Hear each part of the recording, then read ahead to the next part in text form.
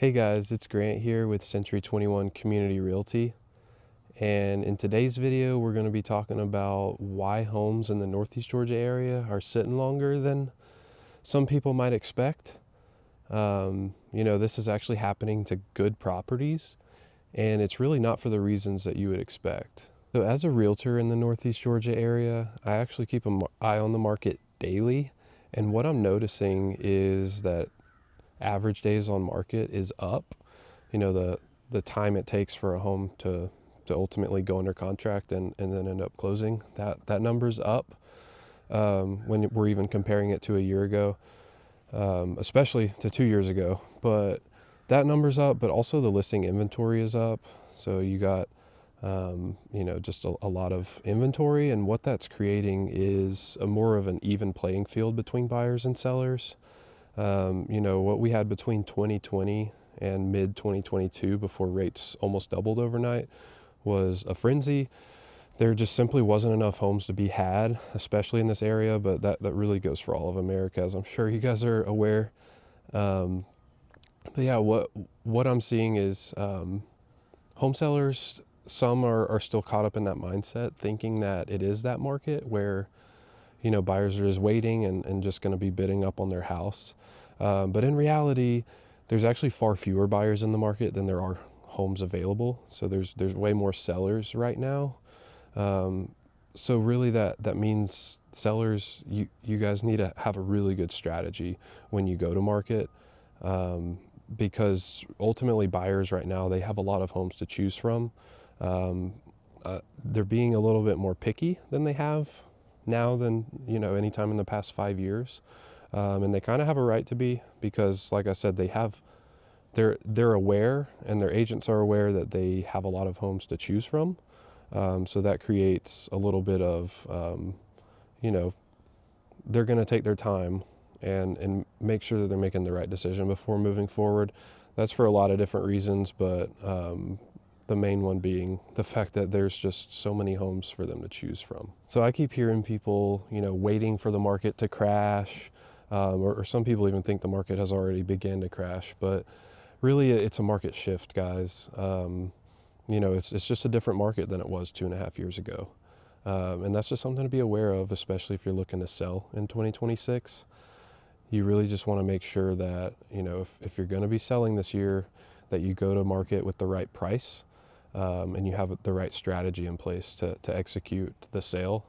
The last thing that you want to do in 2026 is list your home too high, and then it just stagnate. And, listening to the market, you want to be able to look at feedback and make decisions on what to do from there. But really having a marketing plan up front is really going to set you up for success in 2026 if you're looking to sell your property. So the last piece of the strategy is going to be actually property condition. So that's where, we'll actually walk through your property and get a better idea of some things that, may need to be decluttered, or some photos that need to be removed, better for staging. Or even, if there's some items that need repair, and obvious repair, up front. Sometimes it makes sense to go ahead and get a pre-listing inspection done by, a home inspection company. So that way you get ahead of the curve. So that way, during the contract period, whenever the buyer goes and inspects the property, you're not hit with any surprises. And then disclose, just disclose everything we know about the property, so that way there are no surprises. All right, so let's talk about strategy a little bit now. The first piece of that strategy is really going to be your price point. So when pricing a home, you really want to understand that it doesn't matter what a Zestimate says online or any of these algorithms say. What your home is worth is ultimately what someone's willing to pay for it. And a good way to do that, and how I do it in my business, is I look at comparable properties. And that's not just your neighborhood. That's actually based on a lot of different factors. But some of the criteria that I look at whenever I'm pricing a home properly from the get-go is going to be looking at similar sized homes square footage wise, and also bed bath count. Those are two really important factors. You also, with the size, you want to look at Is it all one level on a ranch, or is there an upstairs?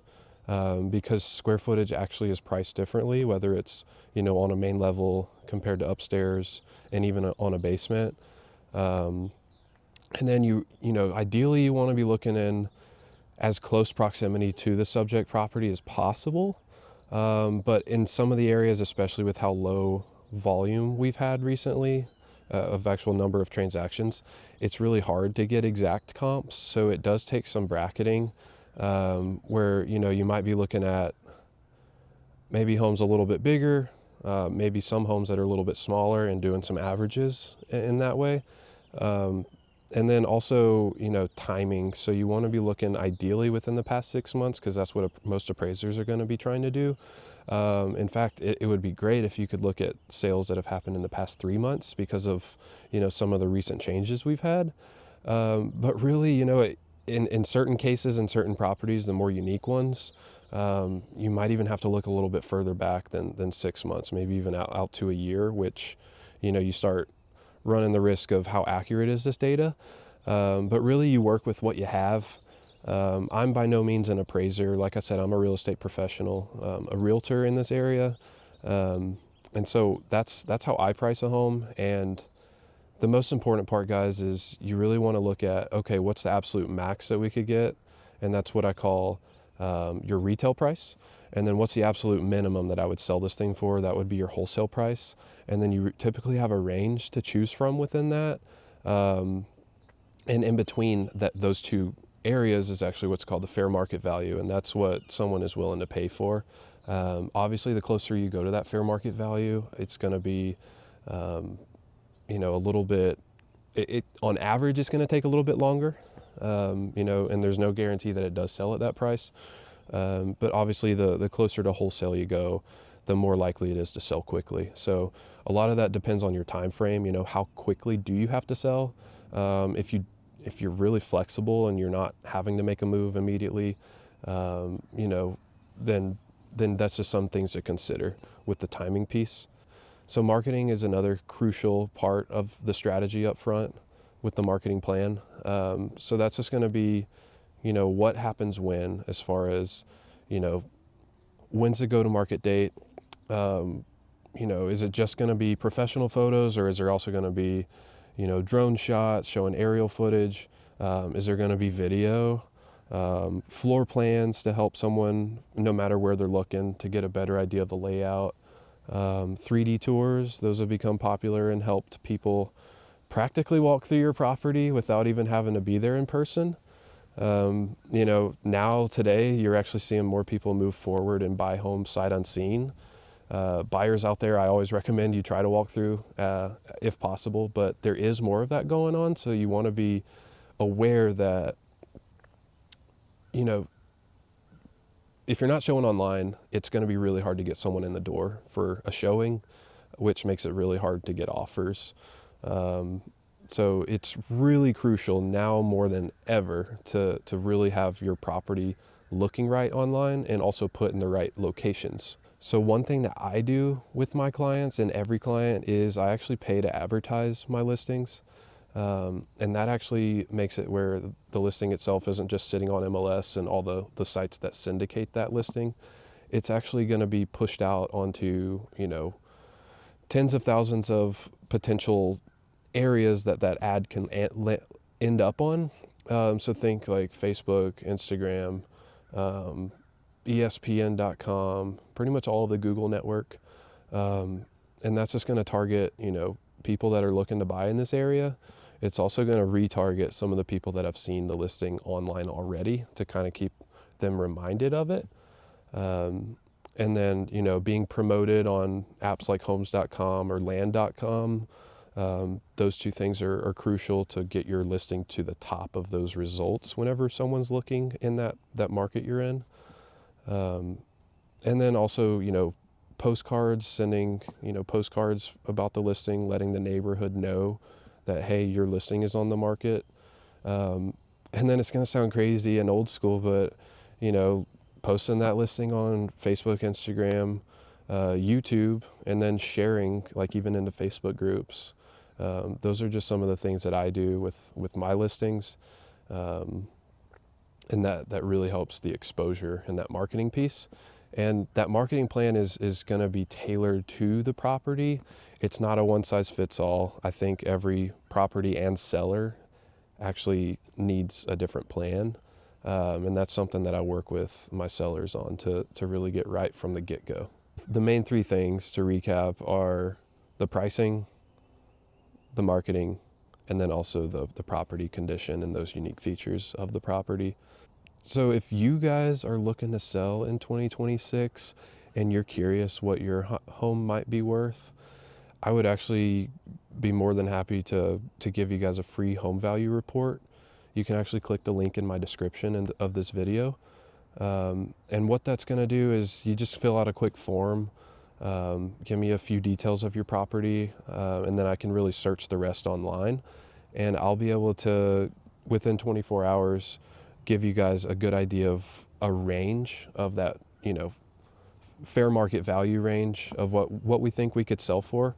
To give you a final stamp of approval, I would need to see the property in person.